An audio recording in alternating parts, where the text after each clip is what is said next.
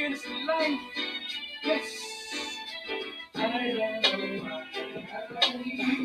So intoxicated, man. You don't know why you do what you do. Yes. Be a love break. What's up, everybody? Welcome back to the Life of a Car Guy podcast. I'm your host, Pete, the Car Guy. Thank y'all so much for coming on another beautiful Saturday morning. School's out for most of us. Summer's about to begin, so I can't wait to get started. This is the fun time. Cannot wait. We've got a lot to talk about this morning, so we're going to go ahead and get started. But without further ado, you know how we do. Let's drop this What's Going On segment.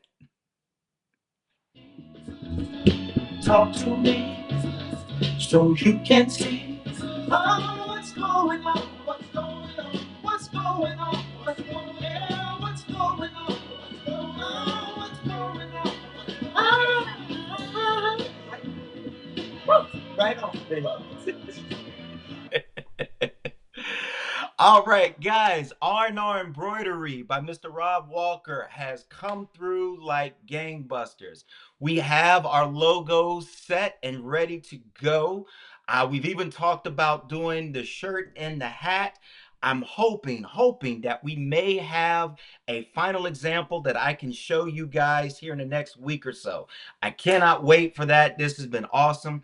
Really appreciate Mr. Sean Hicks for making the connection with Mr. Rob Walker and getting this done. So looking forward to showing you guys what that's going to look like. I cannot wait. So excited for that.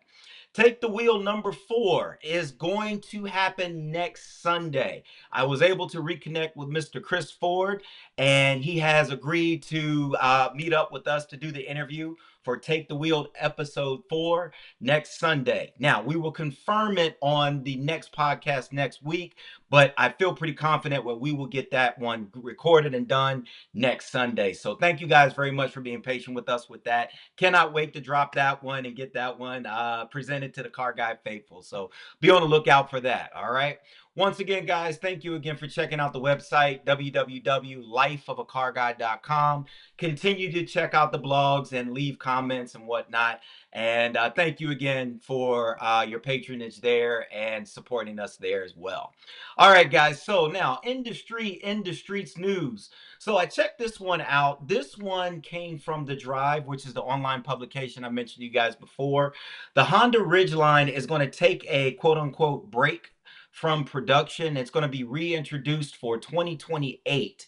Apparently, what they're going to do is do a redesign and bring it out in a V6 hybrid.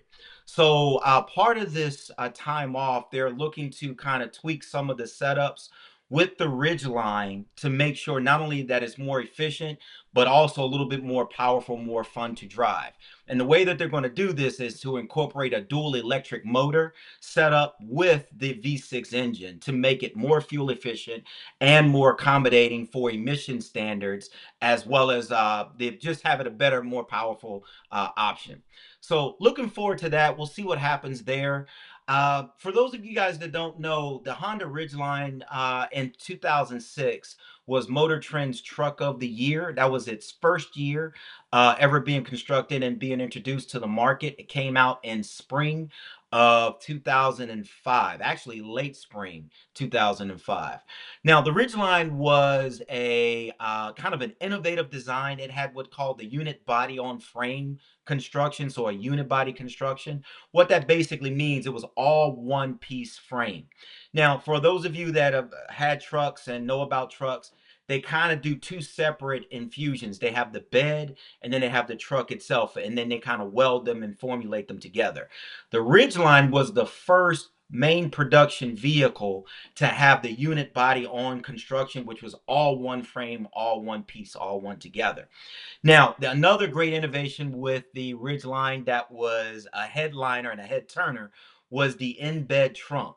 Now, for those of you who've never seen the Ridgeline or actually seen the trunk, imagine, if you will, when you open up the tailgate, which was a dual door setup, by the way, you pop open the floor and you have an in-bed trunk, not only where the spare tire was stored, But you could also have a tailgating feature by being able to have a plug at the very bottom, so you could dump ice all the way into the truck and have it filled up very nicely, and have drinks and whatever you want just kind of embedded in the trunk.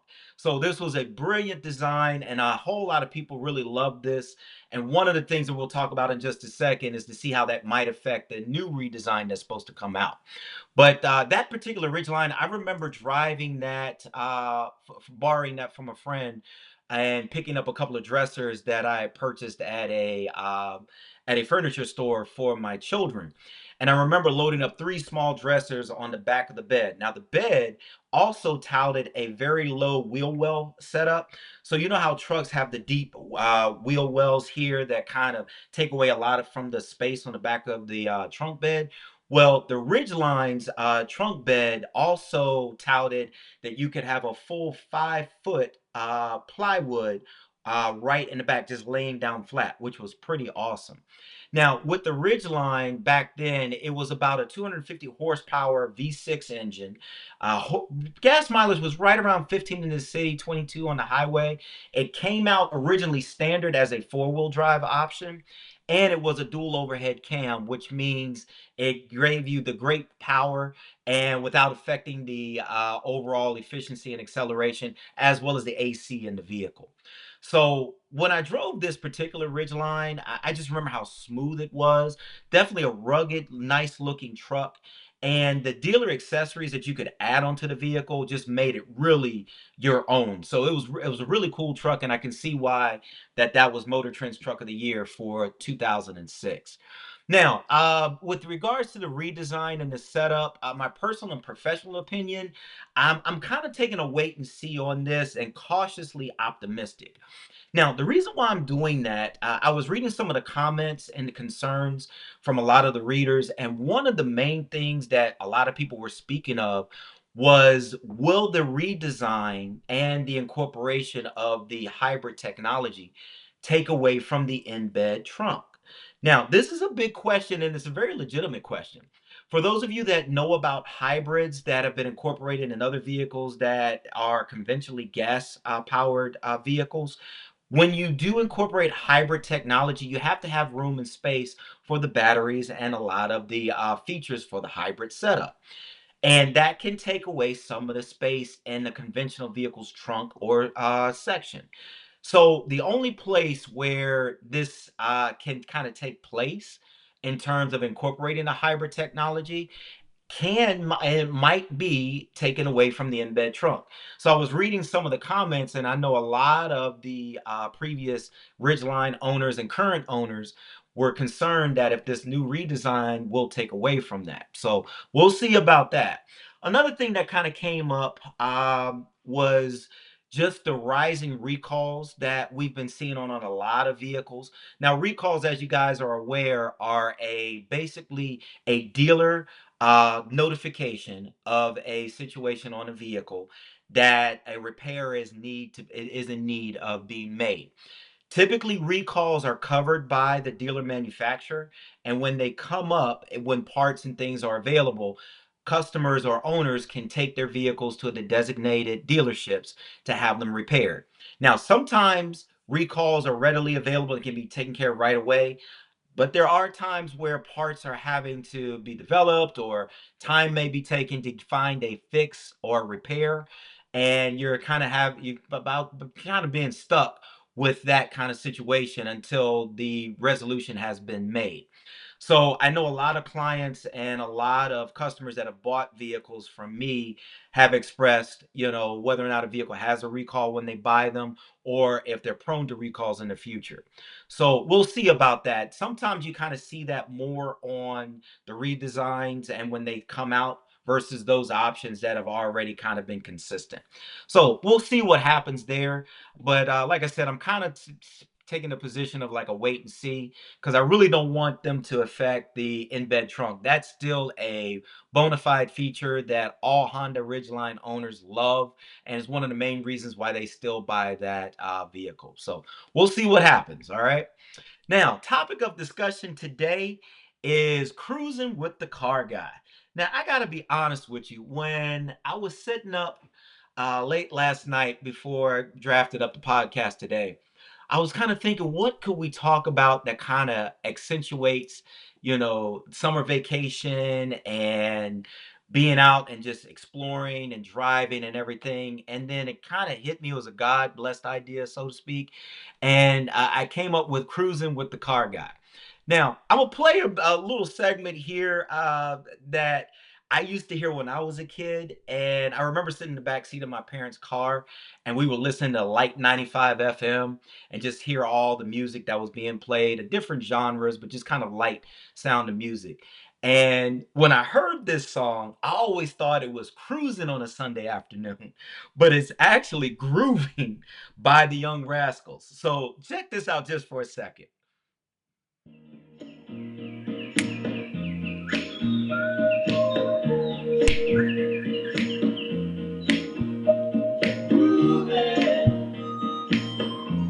On a Sunday afternoon, really couldn't get away too soon. I can't imagine anything that's better. The world is ours whenever we're together. There ain't a place.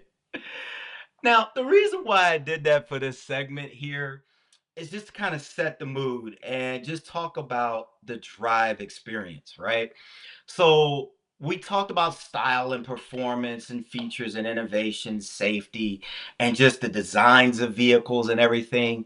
But I don't know if we ever really touched on just the escape that your vehicle provides, whether it's a sports car, an SUV, a minivan, a truck, whatever, an RV, our vehicles provide that kind of connection to the roads and to the scenery and just every aspect of the drive experience, right? And I kind of wanted to talk about that a little bit because that gets lost a lot of the times when we are just exploring the new designs of vehicles and just talking about the historical significance of the automobile and how it's affected our lives for the past 100 plus 120, 30, 40 years. And kind of the things I kind of want to talk about now is just kind of just driving down highways and just experiencing things. So, my first time that I got behind the wheel and was able to drive on my own, my first experience, just of that freedom drive experience, was driving up 221 in Roanoke, Virginia, going up Bent Mountain. Now, for those of you who don't know about Bent Mountain, it's right outside of Roanoke, Virginia, and Roanoke is a valley that's encompassed by the Blue Ridge Mountains. And my father has his camp up in the Blue Ridge Mountains in a place called Copper Hill.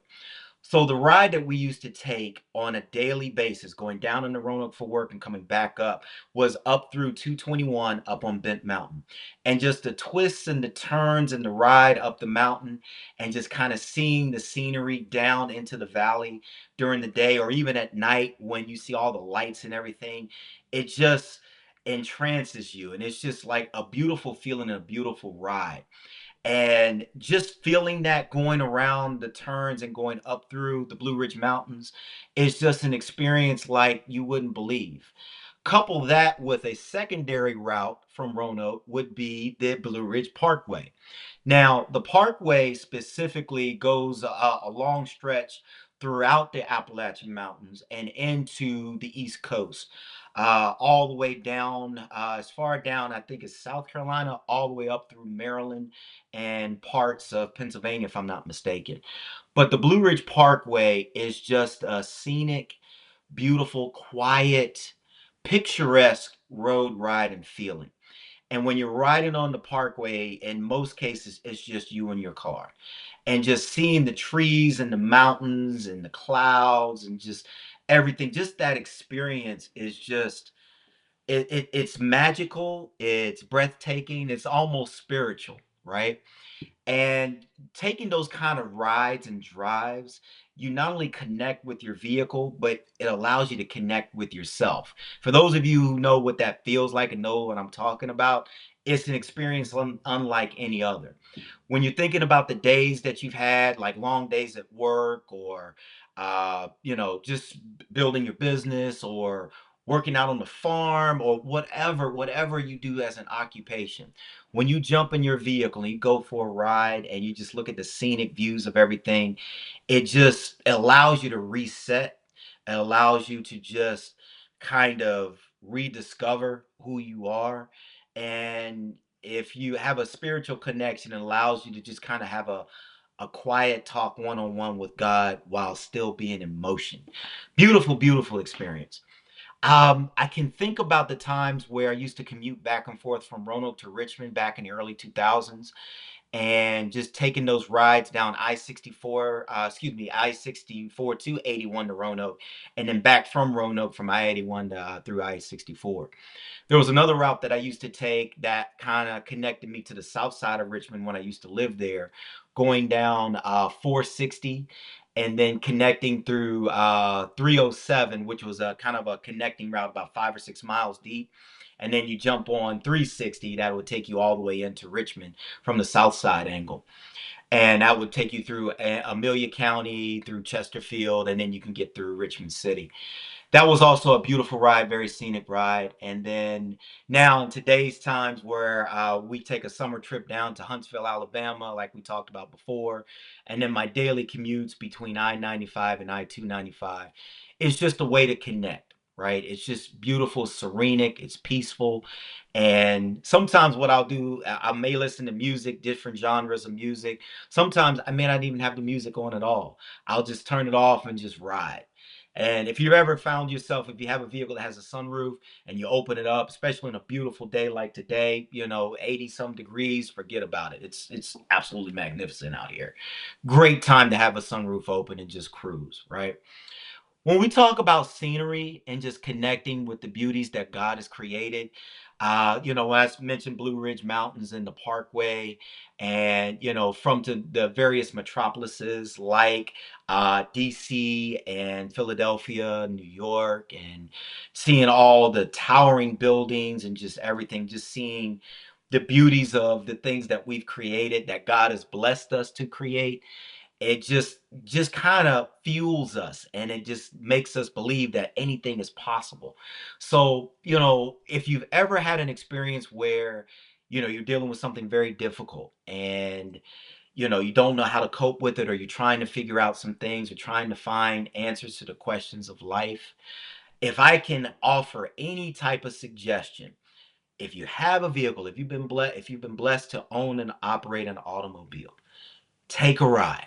Just jump in your car, grab a bottle of water or a snack if you want to, and just wander. Just go aimlessly. Have a talk with God. Just relax and just be in your thoughts, and just find a way to just kind of reconnect, not just only with the road and your vehicle, but with yourself. I got to tell you, there have been so many experiences when I've done that. I remember when I used to live in Roanoke, we have an airport that was kind of right off of Hirschberger Road. And there was a little back road to where you could go and sit and watch the planes come in. And I remember taking my 92 Accord that my father blessed me with at the time while I was in school. And I remember just sitting with the sunroof open at night and just watching the planes come in, and it was just a wonderful experience. And then I got brave enough to go and sit up on top of the windshield and right above where the sunroof was open. Now thankfully it wasn't heavy. I wasn't a heavy guy back then, and I didn't cause any damage to the vehicle. But just to do that and just kind of look at the stars and just kind of have that experience with my vehicle just made life worth living. If you guys can understand what that's like, and just understanding the peace that that brings, to just allow yourself to just reflect and just connect and just sit still. One of the things that my wife tells me right now, I'm always on the go. I'm constantly in motion. Even when I'm supposed to be sitting still, I'm constantly just like, okay, do you want me to do this? You want me to do that? And I'm learning how to just kind of sit and just relax and just be. Now, I'm not there yet. I will admit, car guy faithful. I have a little grace and mercy for your boy. Okay, I'm working on it. I'm a work in progress every day and all day. But one of the things that my wife is teaching me how to do is just to kind of sit and just kind of be and be present and just be present and just be still. And, one of the ways that I've found that that's helpful for me is kind of being still with her. But if she's busy or she's away or whatever, I find that I can be present and be still in my vehicle. And when I'm sitting in my car and I'm riding for a minute, if I'm just going to the store, if I'm happen to be going down to visit my in-laws in Petersburg or anything like that, just that ride just allows me to be still. And it's such a reconnecting moment and it's just refreshing. I can't tell you, the car guy faithful, you know what I'm talking about, right? And for those that are looking to become members, come find out with us. Come join the fun. All right. I can't tell you how much fun it is to just cruise. The simplest things are usually the most gratifying. All right. So that's my exploration today with just cruising with the car guy. So thank y'all for allowing me to elaborate on that.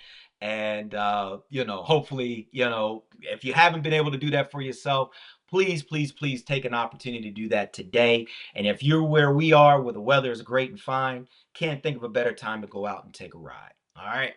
Now, let's go to the drop a dime segment. So, my wife's aunt actually contacted me and wanted to know what would be the best option in terms of trying to look for a vehicle and doing the pre-finance. And then I reminded her about my podcast that I did on the car guy's car buying process. And it was episode 2, the pre-finance. And so a lot of the things I was kind of hinting on, I was like, you know what? Let me resend this podcast to you so you can see for yourself. And she was like, cool, thank you for doing it. I'll definitely check it out again because she had forgotten about it. But one of the things that came up from that conversation was when we were talking about financing options, when we're looking to finance and purchase a vehicle, like which is considered to be the best option, right? So I kind of did a little exploration with this, and this is kind of an extended annex, if you will, of the car buying process, episode 2 of the pre-finance. Which would be better? Doing national bank financing like the large banks, local and regional credit unions, or dealer financing.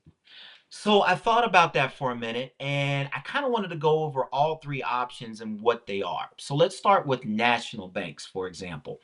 So banks like Bank of America or Chase or US Bank, Wells Fargo, um, Truist. These are banks that are nationally located in various areas throughout the country.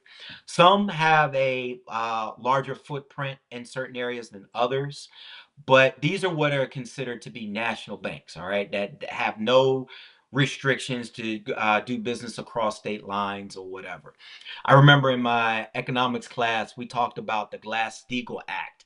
And that act was a banking reform that allowed banks to do business interstate wide. And what that basically means is back in the day, banks were only allowed to operate in certain states. So for Virginia, one of the largest banks that was in Virginia back in the 70s and 80s was Dominion Bank. But when Glass-Steagall came along, it removed the restrictions so banks could not only merge across state lines, but grow and have the footprints across the United States. So that's kind of what took place. And now you see all these national banks that are pretty much everywhere, right? So the benefits of national banks, as we kind of talked about, they're more widely available. And the other great thing is that they're accessible in many areas. And typically with that, you have options to do a lot of your banking for a lot of different reasons and things. So one of the things I remember about Wachovia, which was bought out by Wells Fargo, they basically had a footprint and a foothold not only in the mortgage business through Wells Fargo, but also just this servicing connection and with Wachovia. So one of the premises behind Wells Fargo was to build a one-stop shop where you can do everything with just your one bank, right? And a lot of banks are like that nowadays, where you can not only do your banking and financing, but you have your mortgage, you have your car loans, you have equity lines of credit, you have so many other options that you can just do at one location. So for those of you that kind of like that main connection, that main hub where you can do everything under one roof, that's a great option to do, right? And for those banks that offer financing options for automotive loans, that's a great option too. Now, let's talk about credit unions for a minute. I don't know if we took a deep enough dive into this, but credit unions, unlike national banks, are not shareholder owned. They are membership owned. So when you purchase a membership with a credit union, and typically you do that by starting out with a membership savings account, for most credit unions, that usually requires a $5 deposit. Okay. $5 deposit into a savings account automatically makes you a member of that credit union. Now, there are some restrictions for credit unions. Sometimes I remember back in the day, it used to be you had to live, work, or worship within the serving area of a credit union. Now, in a lot of areas, that's kind of been relaxed a little bit, although some of that still holds true for some credit unions. The benefit of the membership owned setup is that you have a higher propensity of having options available that you may not have at a national bank level. The other thing too with credit unions, they have a more of a personable kind of connection and feel. So when you think about in the old days where everybody knew your name, there wasn't a lot of turnover or movement with respect to banks and mergers and acquisitions and whatnot. Credit unions, by and large, are typically going to be pretty much stable and consistent. And in a lot of cases, the member representatives, the bank managers, and the individuals that work at the locations typically may not be as much turnover as you see with the national banks. So with the additional options for savings and connectivity and that personable feel, that's also a great option to explore, especially with auto loans and auto options. Now, with both national banks and credit unions, they typically can offer a pre-approval setup to where you can go and get pre-approved for any one vehicle. Now, one of the major advantages of that is that you kind of already know you have an ace in the hole, and all you would require is a copy of the purchase agreement or buyer's order to either submit to them to go back and finish the process if you were looking to purchase a vehicle that you found. But the brilliant setup with both options is that you kind of know that you're approved, so that regardless whatever option you find, you're not necessarily stuck with what the dealer has to offer. Make sense?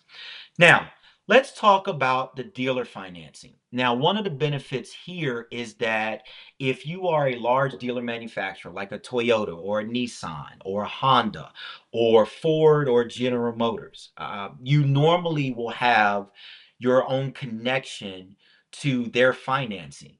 Now, the brilliant thing about their financing is, especially if you're buying a new car or a certified pre-owned, their financing is connected to very, very low rates and very great options for those that have excellent credit.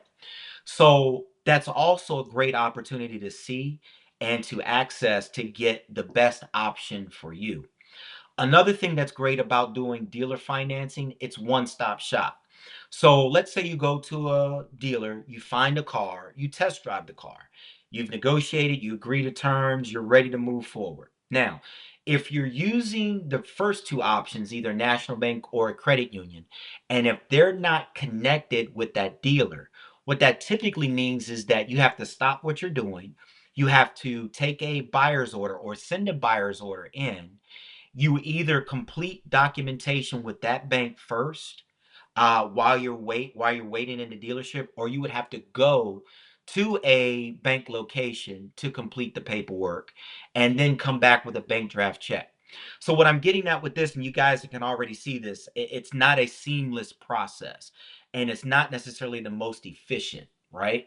So with dealer financing, in most cases, especially if you have a clean approval or whatever, you can do everything all in one fell swoop, and that will not only diminish the process and the time it takes, it'll also just make it a very seamless delivery. Now, With all that being said on all three options, which is better? And the answer to this question is whichever works best for you. Okay. Now, one of the things that I pride myself in doing as the car guy is I like to make sure that I cover not only all the bases, but I incorporate everything from not just a dealer perspective, but a consumer perspective. And when you're facilitating options and opportunities for the consumer, the more options you offer, the more streamlined the process, the more than likely you're going to not only have the opportunity to sell a lot of vehicles, but retain and build on future business. So dealers have kind of figured this out. The more efficient they are, the more options they provide, the more seamless the transaction process can be, the more likely the consumers to have a great experience and recommend you to others and to in their circle, right? And continue to do business with you throughout. So the biggest thing with this is that there really is no wrong option. It just depends on what works for you. So if you like the seamless feel of a national bank and you like everything under one house and you can just kind of coordinate as it is and you have those connections anywhere you go, whether you're in Texas, California, Montana, Virginia, Philadelphia, wherever you are, you have that feature there. If that works for you, definitely by all means go to a national bank. If you prefer the personable feel of the credit union and where you may still have similar options like you would at national banks, but more additional features and amenities that the credit union can offer, that's a great setup too. One of the things that I've seen with credit unions with respect to their interest rates, if you further deepen your business with them on an auto loan, and what I mean by that is, let's say you're offered a loan and you get, let's say 4%. Okay. And I'm just using that as a ballpark figure. Now, if you do direct withdrawal from an account that you have with the credit union to pay your loan on, sometimes the credit unions will offer you a percentage discount on the interest rate. And if you have a certain balance that's kept with your bank, they'll offer you an additional discount on the interest rate. So I've seen it where their introductory rate might be like 4%, but after you do all the connections and everything, and if you're a military and you combine whatever options that you are, you can go from a 4% interest rate to almost a 3.25% interest rate, just based off the connections that you're making. So there are benefits doing that as well, and whatever works for you there, go for it. Now, if the dealer financing is offering you like a very stupid rate, so let's say, like right now, for example, even though interest rates are a little bit higher than what they used to be about 4 or 5 years ago, there are dealers like Hyundai, Nissan, and even Toyota that are offering extremely low rates for super preferred credit. So I know Hyundai is one of the few dealer manufacturers that is actually offering close to, if not a 0% APR on certain new car vehicles. And there are certain qualifications that you have to meet there and certain stipulations with that. Sometimes with that rate, you may not be able to take advantage of any rebates that are offered. But if you're more rate conscious, as opposed to, just doing financing anywhere, then that makes a great option for you. And a dealer uh, option financing would be more prevalent or a better option for you. So, all that being said, guys, whichever works best for you, I would say focus on that and make sure you're making the right decision for yourself. But there isn't one great option over another. Just use the one that's going to work with you and will not only allow you to do for present state, but will allow you to pay it off quickly and expeditiously future state. Make sense? Cool. All right. All right, guys. So that's it for the Drop a Dime segment. So continue to send me questions or requests through the email, and that's going to be thelifeofacarguy@gmail.com.